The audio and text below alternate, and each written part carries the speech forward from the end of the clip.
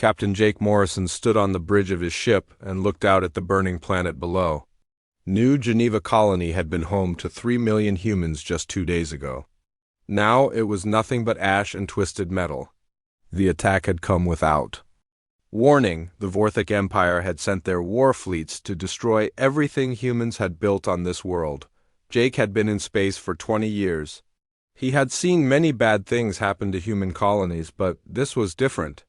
This was complete destruction. The Vorthak had not just taken the colony.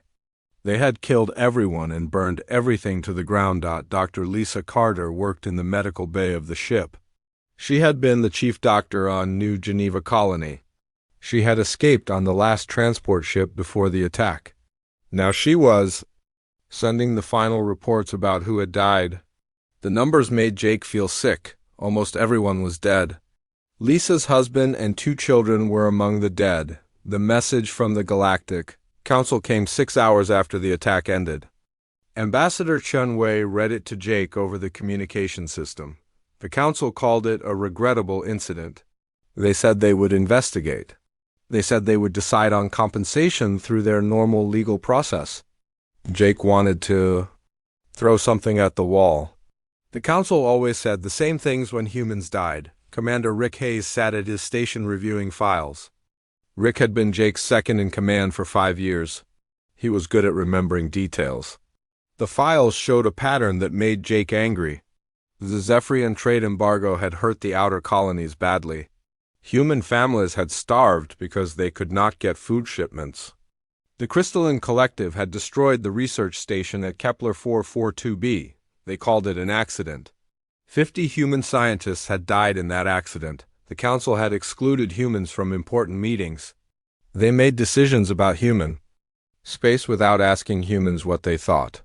Each time something bad happened, the Council gave the same response. They said sorry, they promised to do better. They created committees to study the problem. Nothing ever changed. Rick showed Jake the voting records from the past 10 years. Humans had 1 vote in the Council. The 12 alien species had 1 vote each. Every time humans wanted protection for their colonies, the aliens voted against it. Every time humans asked for fair trade deals, the aliens said no. The aliens took human technology and gave nothing back. President Maria Rodriguez spoke from Luna City. Her speech went out to all human worlds and ships. She talked about what humans had given to the galaxy. Human doctors had saved billions of alien lives from diseases. Human scientists had shared terraforming technology that let aliens live on new worlds. Human soldiers had died fighting the Void Swarm to protect alien planets. Maria's voice was tired but angry. She reminded everyone that humans had always been willing to help. When the Crystalline Collective faced a plague, human doctors had worked for months to find a cure. When the Vorthic Empire needed new energy sources, human engineers had built fusion reactors for them. When the Zephyrian worlds were attacked by space pirates, human warships had defended them, but the aliens still treated humans like children. They said humans were too emotional to make good decisions. They said humans did not understand galactic politics. They said humans needed to learn their place in the galaxy. The aliens took human help but gave no respect in return. The worst news came 1 week after the attack on New Geneva Colony. The Galactic Council voted to give the Vorthak Empire the right to expand into the Tau Ceti system. 4 human colonies were in that system. The colonies had been there for 30 years. Human families had built homes and farms and schools. The Council said the Vorthak needed more space for their growing population. Jake watched the vote on the main screen. All 12 alien species voted yes. The human representative voted no. The aliens did not care about the human vote. They said the decision was final. The Vorthak would take control of the Tau Ceti system in 6 months. The human colonies would have to leave or become Vorthak subjects. That night, Jake could not sleep. He walked through the ship and talked to his crew. The crew was angry. They had friends and family in the Tau Ceti colonies. They had served in the Galactic Defense Force for years. They had risked their lives to protect alien worlds. Now, the aliens were giving human worlds to the same species that had just destroyed New Geneva colony. Dr. Lisa Carter found Jake in the observation deck. She was holding a datapad with casualty reports. Her hands were shaking. She told Jake that her daughter had been planning to become a doctor like her. Her son had wanted to be a pilot. Now they were both dead. The Vorthak had killed them for no reason except that they were human. Lisa asked Jake why the aliens hated humans so much. Jake did not have a good answer. He thought maybe the aliens were afraid of humans. Humans learned fast and worked hard. Human technology was often better than alien technology. Human soldiers fought bravely and won battles. Maybe the aliens wanted to keep humans weak so they would not become a threat. President Rodriguez called an emergency meeting of the United Earth Assembly. Representatives from all human worlds came to Luna City. The meeting lasted 3 days. Jake watched some of it on the news feeds. The representatives were angry and scared. They knew that other human colonies could be next. The aliens had shown they would not protect human lives. On the 3rd day, Rodriguez announced the decision. All human ambassadors would return to human space immediately. Humans would stop sharing technology with aliens. Human ships would no longer serve in the Galactic Defense Force. Humans would withdraw from all treaties and agreements with the Council. The age of human cooperation with the galaxy was over. Jake felt relief when he heard the announcement. Finally, someone was standing up for humanity. The aliens had taken human friendship and turned it into weakness. They had taken human help and given back only insults. Now humans would look after themselves. The galaxy could find its own way forward without human help. The ship's communication officer received new orders. All human ships were to return to human space immediately. They would escort refugee ships carrying humans from alien worlds. The Great Withdrawal was beginning. Jake ordered his crew to set course for Earth. Behind them, New Geneva colony continued to burn under the alien sky. 2 years had passed since President Rodriguez announced the withdrawal. Admiral Sam Mitchell stood on the bridge of the UES Exodus and watched the largest movement of people in human history. Hundreds of ships moved through space like a river of metal and light. They were all heading toward the Sol system and the small group of star systems that humans now called home. The evacuation was bigger than anything humans had ever done before. Entire worlds were being emptied. Millions of people were leaving their homes and taking only what they could carry. The ships were crowded. Families slept in cargo bays. Children cried because they did not understand why they had to leave there. Friends behind. Captain Amy Thompson commanded the evacuation fleet at Kepler 452b. This planet had been humanity's most successful farming world. Its green fields and orbital stations grew food for dozens of human colonies. The soil was rich and the weather was perfect for growing crops. Now it was too far from Earth to protect. The humans had to leave it behind. Amy watched the last transport ship lift off from the main city. The city had been home to 2 million people. Now it was empty. The streets were quiet. The schools and hospitals were dark. In a few hours, alien scavenger ships would arrive to take whatever humans had left behind. The aliens showed no shame in profiting from human suffering. The hardest part was destroying what they could not take.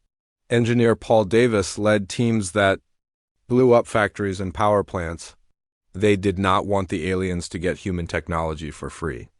Paul had helped build many of these facilities. Destroying them felt like destroying part of himself, but he knew it was necessary. The aliens had never bothered to learn how human technology worked. They had been happy to let humans build and maintain everything. The most important target was the hyperspace relay network. These huge structures let people talk to each other across the galaxy in real time. Before humans built them, it took months to send a message between star systems. The relays had cost thousands of human lives to build. Engineers had died in space accidents. Workers had been killed by radiation. Now Paul's teams were destroying every relay in human space. Paul stood on the observation deck of his ship and watched the Kepler relay explode. The structure was beautiful. It looked like a flower made of crystal and metal. The explosion turned it into a cloud of glowing particles. Paul felt sad but also proud. The aliens would learn what it meant to lose human help. Dr. Karen Walsh ran the medical evacuation program. She had been director of the Galactic Medical Exchange for 15 years. Her teams had worked on alien worlds to fight diseases and train alien doctors. Human medical knowledge had saved billions of alien lives. Now the human doctors were coming home. Karen's ship stopped at Zephyrian Prime to pick up the last human medical team. The team had been working there for 5 years to fight a plague that killed Zephyrian children. They had finally found a cure using human antibiotics and new surgical methods. The Zephyrian government begged them to stay. They offered money and honors. The human doctors said no. They were going home. Before leaving, Karen made sure all the medical databases were encrypted. The aliens could have the information, but they would have to work for it. It would take them years to break the codes. By then, many aliens would die from diseases that human doctors could have cured. Karen felt bad about this, but the aliens had made their choice. They had decided they did not need human friendship. The economic withdrawal was just as important as the physical one. Trade negotiator Ben Cooper worked day and night to cancel contracts. Human companies had been selling goods to alien worlds for decades. Human fusion reactors powered alien cities. Human computers ran alien industries. Human atmospheric processors made alien worlds livable. All of this was ending. Ben made sure that all the technical information stayed with humans.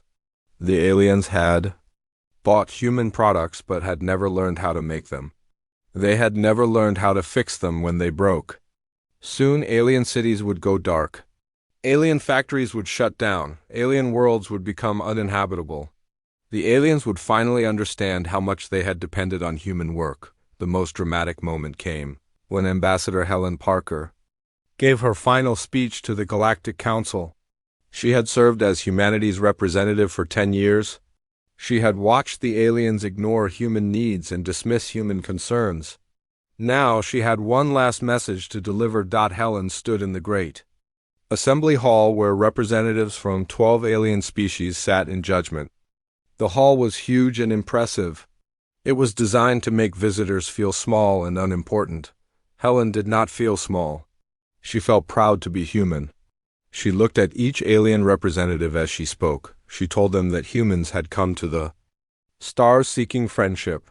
Instead, they had found only people who wanted to use them. Humans had offered partnership and received condescension. Humans had given their lives to protect alien worlds and earned only contempt. The aliens had made it clear that humans were not welcome as equals. Helen's voice was calm but firm. She said that humanity was not withdrawing in anger. They were withdrawing because they finally understood the truth. The aliens did not want human friendship. They wanted human servants. They wanted humans to work and fight and die for alien benefit. They wanted humans to be grateful for the privilege of serving their alien masters. The withdrawal was not punishment. Helen said it was recognition. Humans and aliens were too different to work together. Humans valued loyalty and sacrifice. Aliens valued power and control. It was better for everyone if humans and aliens went their separate ways. The galaxy was big enough for both groups to exist without interfering with each other. Helen's final words were a warning. She told the aliens not to seek humans out. She told them not to follow human ships. She told them not to enter human space. Humans wanted to be left alone. They would leave the aliens alone in return. But if the aliens tried to force contact, they would find that humans had learned much. During their time in the galaxy, the alien representative said nothing as Helen left the hall. They had expected humans to beg for forgiveness. They had expected humans to promise to be better servants. Instead, they had received a declaration of independence. The humans were leaving, and they were taking their knowledge and skills with them. Admiral Mitchell received reports from all over the galaxy. The evacuation was going well. Most humans were already in ships heading for home. The few who remained were destroying infrastructure and clearing out research facilities. In 6 months, Human space would be empty of everything except booby traps and warning beacons. The aliens would be left with the ruins of human civilization. They would have empty cities and broken machines. They would have problems they could not solve and diseases they could not cure. They would have to learn to do things for themselves. It would be a hard lesson, but it was one they needed to learn. Sam looked out at the convoy of ships heading toward Earth. Each ship carried people who had lost their homes, because aliens could not treat humans with basic respect. These people would build new homes in human space. They would create a new civilization that did not depend on alien approval. They would show the galaxy what humans could accomplish when they worked for themselves instead of for ungrateful masters. 20 years had passed since the Great Withdrawal. The human sphere had become something the galaxy had never seen before. Earth itself looked different now. The blue planet was covered with shipyards and research stations. Massive construction. Rings circled the planet like metal jewelry. Day and night, workers built new ships and weapons that were better than anything humans had ever made. Captain Danny Miller commanded the newest human warship, the UES Sovereign. His ship patrolled the border between human space and the rest of the galaxy. The Sovereign was not like the old human ships that had served in the Galactic Defense Force. Those ships had been built to work with alien technology. They had been designed to fit alien standards. The Sovereign was built only for humans, and it was perfect. Danny stood on his bridge and watched the stars. His ship was invisible to alien sensors. Human scientists had developed new cloaking technology that bent light around the ship. The weapons were new too. Quantum cannons could destroy an alien ship in seconds. The shields could stop any weapon the aliens had.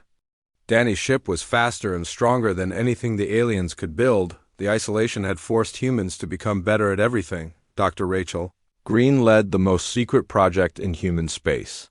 Her laboratory was hidden in the asteroid belt between Mars and Jupiter. No one could find it without human permission. Rachel and her team had spent 20 years developing weapons and defenses that seemed like magic. Rachel walked through her laboratory and smiled.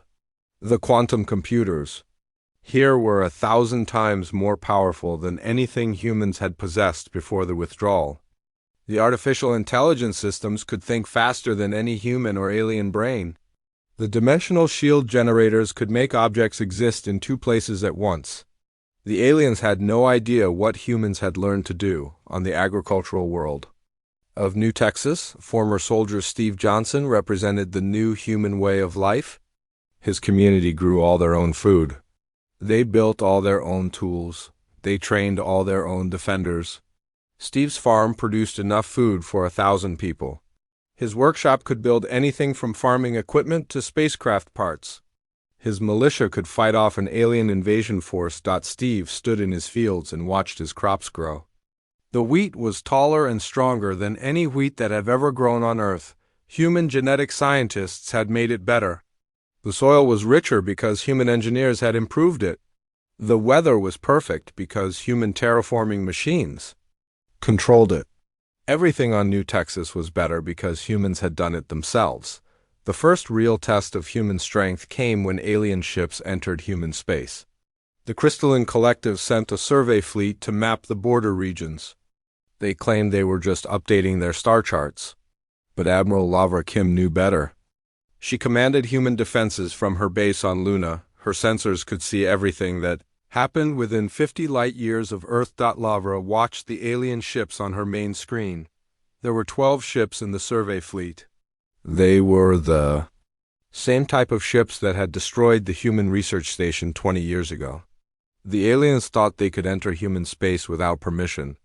They thought humans were still the same weak people who had begged for alien friendship. The alien ships found something they did not expect. The UES Sovereign and 5 sister ships appeared around them like ghosts. One moment, the aliens were alone in space.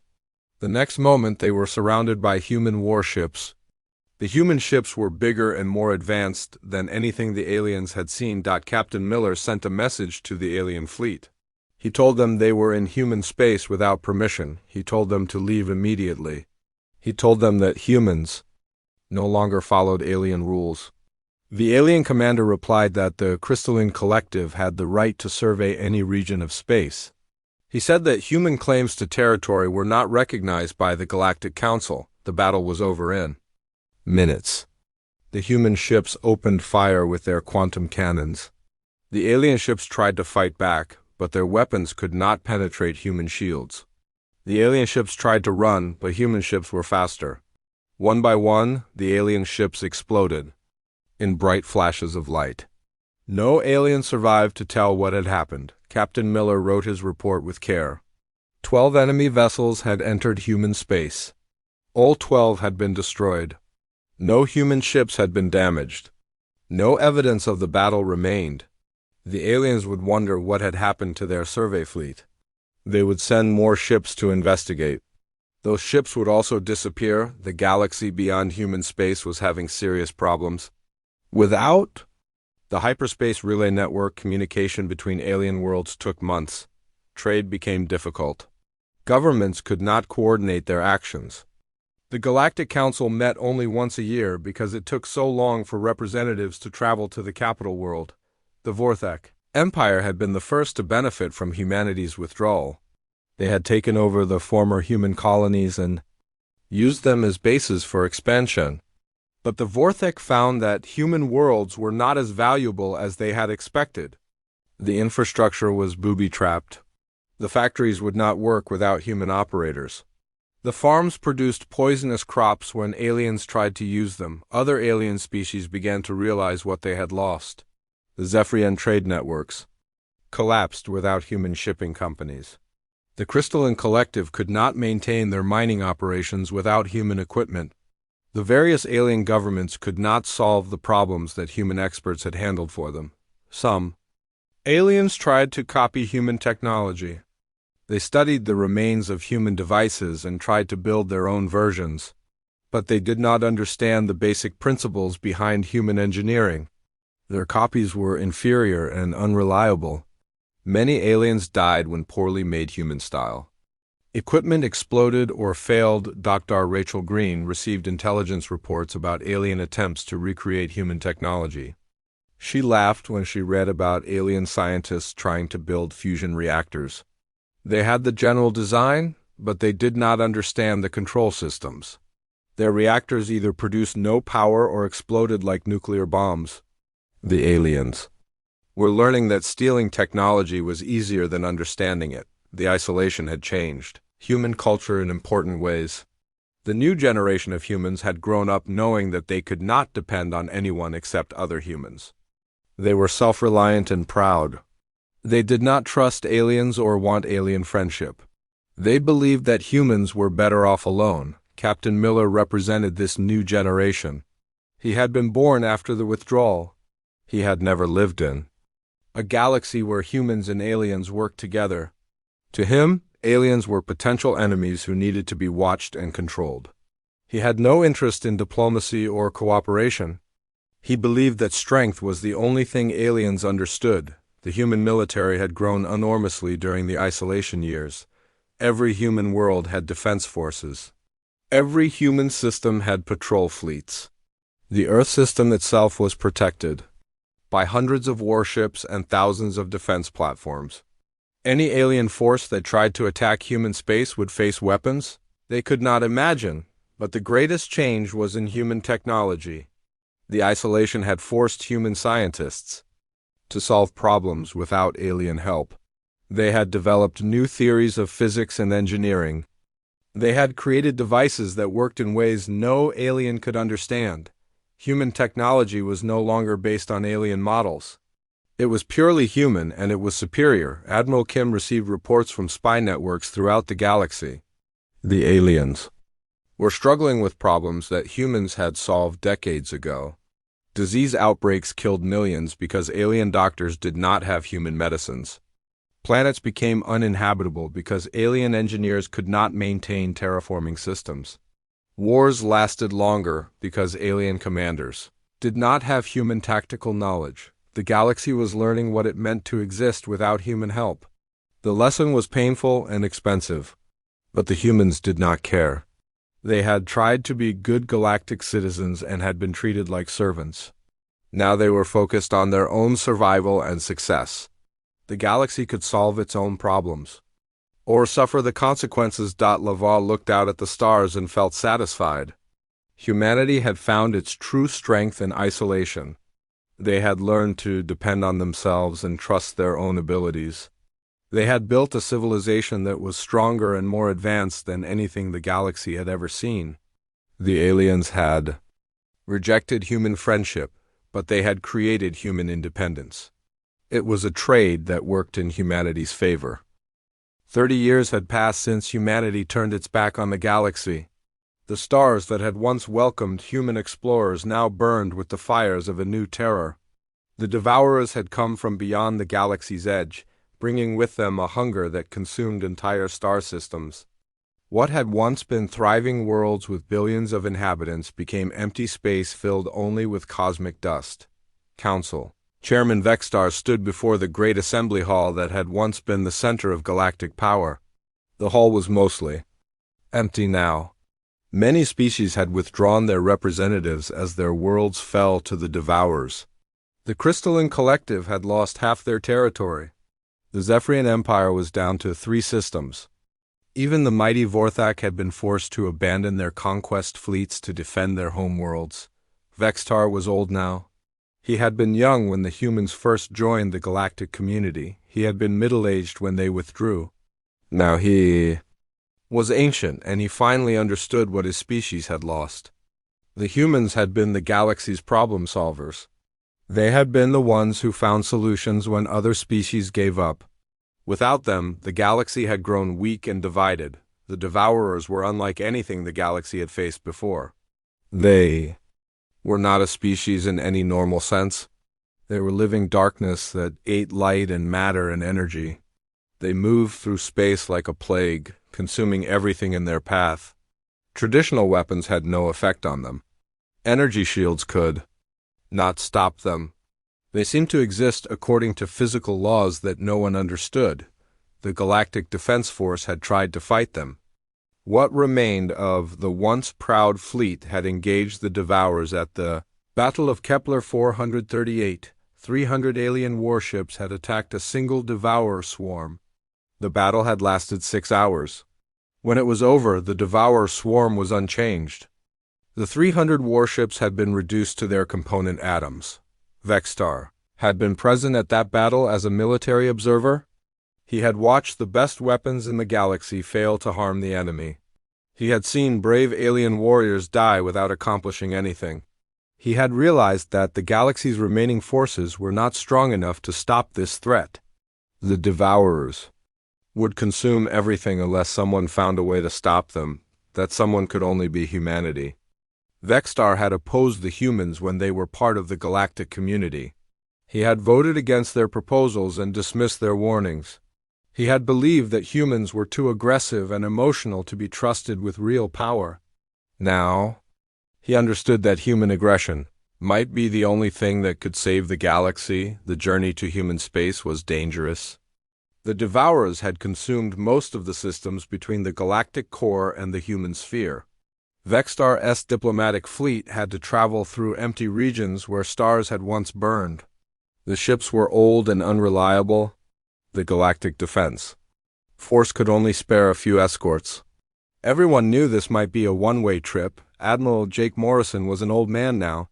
He had been young when he witnessed the destruction of New Geneva Colony. He had been in his prime when he led evacuation fleets during the withdrawal. Now he was Earth's defense minister, responsible for protecting humanity from all threats. He received the alien message from his office on Luna City. The message was transmitted on all frequencies. It was broadcast in every language the aliens knew. It was a plea for help, an admission of defeat, a confession of error. The aliens begged humanity to help them fight the Devourers. They offered to give humans anything they wanted. They promised to recognize human superiority. They swore to follow human leadership. Jake read the message 3 times before he believed it. These were the same aliens who had dismissed human warnings about the Void Swarm. These were the same aliens who had given human worlds to the Vorthak Empire. These were the same aliens who had treated humans like inferior servants. Now they were begging for human help. Jake's reply was broadcast throughout the galaxy. He spoke from the same chamber where President Rodriguez had announced the withdrawal. 30 years ago, his voice was calm and steady. He reminded the aliens that they had once called humans emotional and lacking in perspective. He said that humans had gained perspective during their isolation. They had learned that the galaxy's problems were not their responsibility. The aliens had chosen to stand alone when they rejected human friendship. Now they could remain alone while they faced this new threat? The galaxy had made its choice decades ago. Humanity had accepted that choice and moved on. The Devourers were an alien problem that required an alien solution, but not all humans agreed with this decision. Dr. Lisa Carter had survived the destruction of New Geneva Colony. She had lost her family to Vorthic aggression. She had every reason to hate the aliens and want them to suffer. But she could not watch billions of innocent beings die without trying to help. Lisa now headed the Human Colonial Authority. She had spent 30 years helping human refugees build new lives. In the human sphere, she understood the cost of alien hatred better than anyone. But she also understood the cost of letting hatred control human actions. She argued that helping the aliens was not about forgiveness. It was about preventing the Devourers from becoming strong enough to threaten humanity. The debate raged across human space. On New California, thousands of humans gathered to protest any involvement in galactic affairs. They carried signs reminding people of the colonies that had been destroyed and the lives that had been lost. They chanted slogans about human independence and alien treachery. They demanded that the government maintain its isolationist policies. On other worlds, different groups argued for limited intervention. They pointed out that the Devourers would not stop with the alien species. Eventually, they would reach human space. It was better to fight them now, while the aliens could still provide some assistance, than to face them alone later when they had grown stronger. President Maria Rodriguez was in her final term of office. She had been the one to announce the withdrawal 30 years ago. She had guided humanity through its darkest period and helped build the human sphere into a fortress of independence. Now, she faced the most difficult decision of her long career. The intelligence reports were clear. The Devourers were unstoppable by conventional means. They had consumed dozens of star systems and showed no signs of slowing down. They would reach the galactic core within 5 years. After that, they would begin expanding toward the outer rim where human space was located. Dr. Alex Rivera had been working on theoretical weapons in his laboratory on New Texas. His research was based on quantum mechanics and dimensional physics. He believed he could create weapons that would work against the Devourers. But his theories were untested, and the weapons would take years to build. The aliens did not have years. The decision was made for humanity by events beyond their control. Long-range sensors detected the complete destruction of the Tau Ceti system. The 4 human colonies that had been given to the Vorthic Empire were gone. The Vorthic military forces that had conquered them were gone. The Vorthic civilian population that had settled there was gone. Everything was gone. The irony was not lost on human leaders. The aliens who had driven humanity from their homes had themselves been consumed by the very threat they had ignored. The Vorthic had been so busy expanding their empire that they had paid no attention to the danger approaching from outside the galaxy. Now they were paying the price for their short-sightedness, but there was no satisfaction in this turn of events. The destruction of Tau Ceti proved that the Devourers were moving faster than anyone had predicted. They would reach the edge of human space within 10 years, not 50. Humanity would have to fight them whether they wanted to or not. Admiral Morrison called an emergency meeting of the Earth Defense Council. Representatives from all human worlds participated by quantum communication. The debate was intense but brief. Everyone understood the situation. The Devourers were an existential threat to all life in the galaxy. Humanity could not remain isolated while the rest of the galaxy was consumed. The decision was unanimous. Humanity would intervene, but on their own terms. They would not rejoin the Galactic Council or accept alien authority. They would fight the Devourers as an independent force using human weapons and human tactics. If they succeeded, the galaxy would have to accept humanity as an equal partner, not a junior member. Dr. Rivera's research was classified as the highest priority. Every resource of the human sphere was devoted to developing anti-devourer weapons. The quantum laboratories worked around the clock.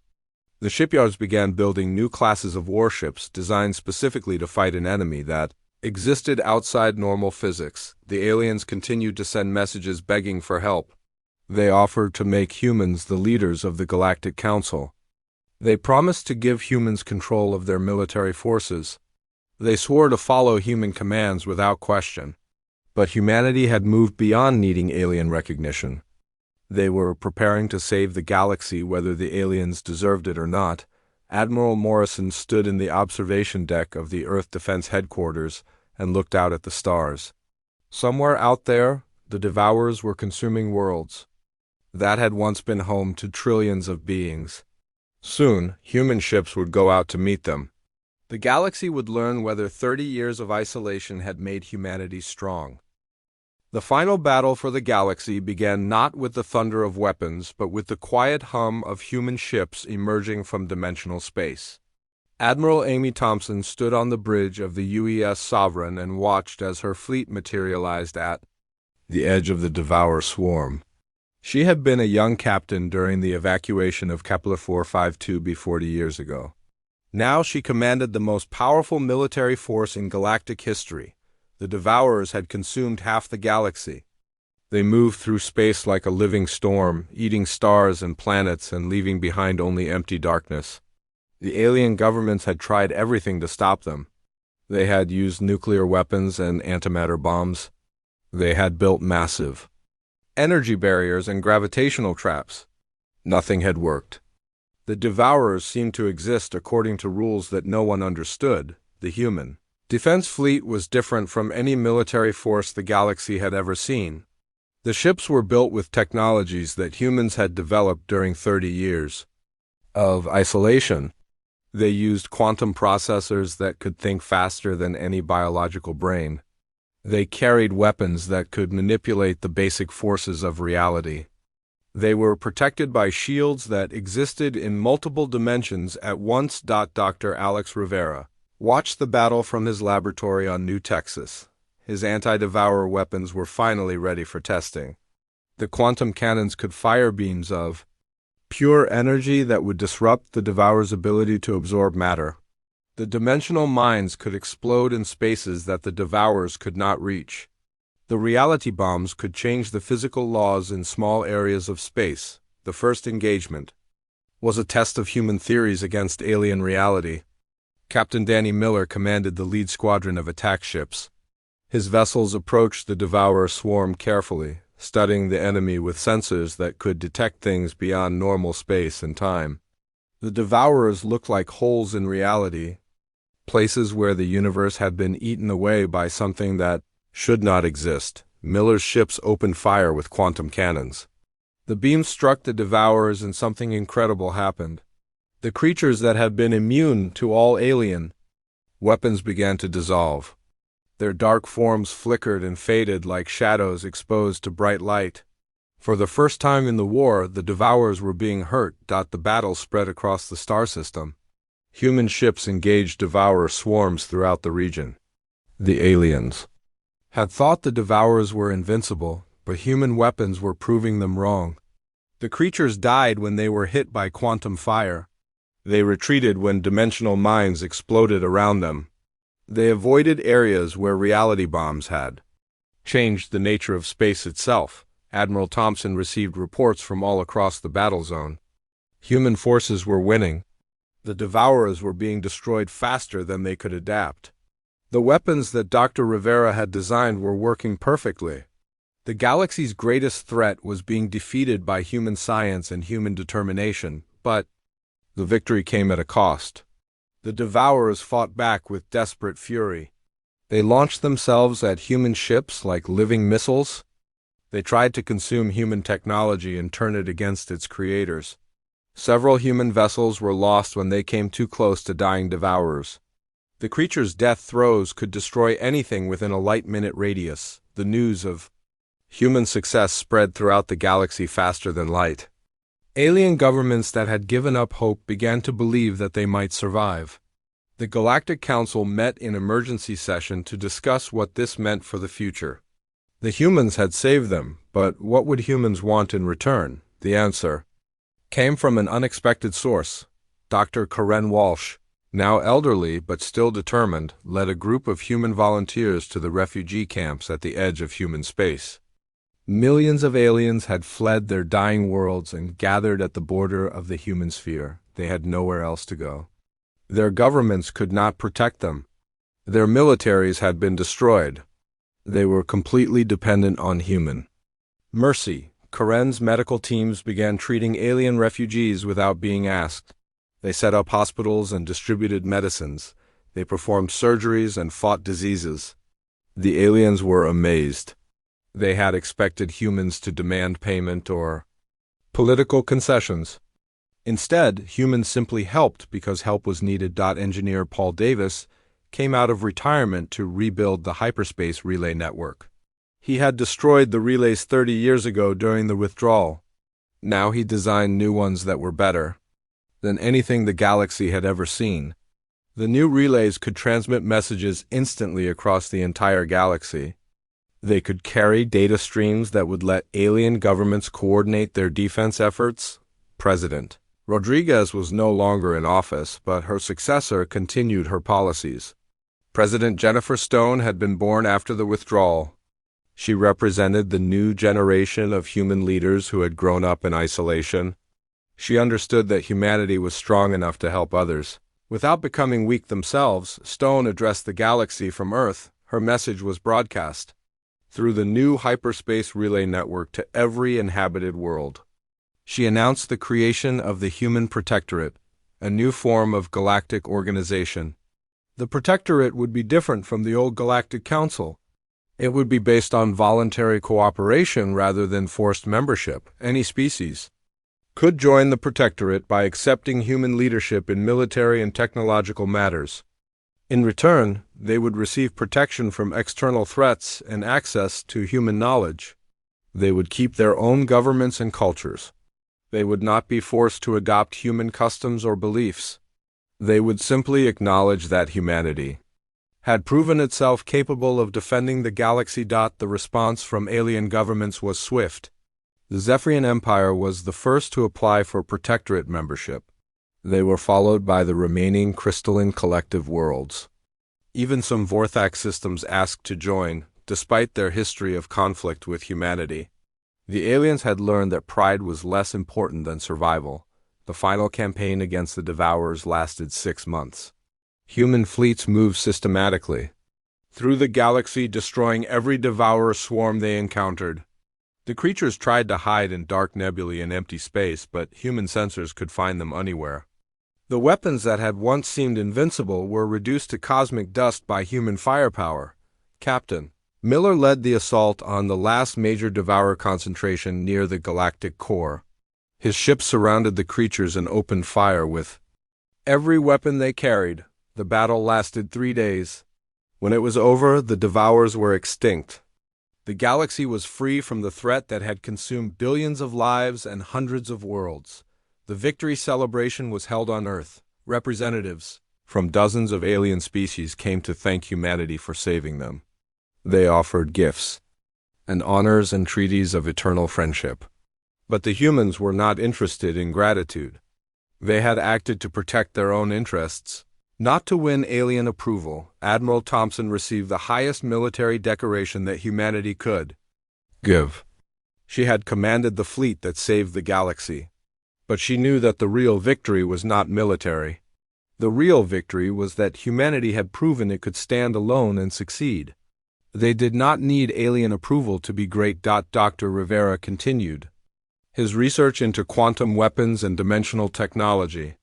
The Devourers were gone, but there might be other threats beyond the galaxy. Humanity needed to be ready for whatever came next. The isolation years had taught them that they could only depend on themselves. The Human Protectorate grew quickly. Within 5 years, most surviving alien species had joined. They accepted human leadership because they had seen what human independence could accomplish. They followed human orders because human orders led to victory and survival, but humanity remained fundamentally changed by their experience. They were willing to help others, but only on their own terms. They would share their knowledge, but they would not give away their advantages. They would protect alien worlds, but they would not let aliens make decisions about human lives. The new galactic order was based on human strength rather than alien consensus. The old Galactic Council had been a debate society where every species had equal votes regardless of their contributions. The Human Protectorate was a hierarchy, where those who could defend the galaxy also controlled it. Some aliens complained that this was unfair. They said that might should not make right.